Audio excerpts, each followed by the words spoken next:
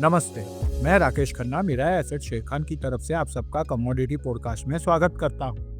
आज जिस कमोडिटी की जानकारी देने जा रहा हूं वो है crude oil.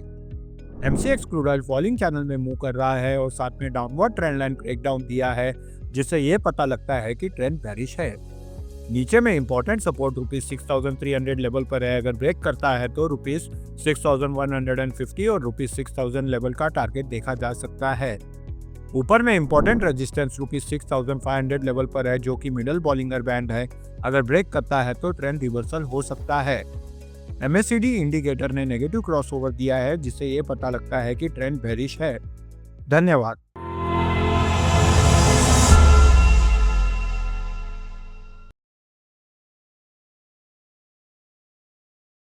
Investment in securities market are subject to market risks.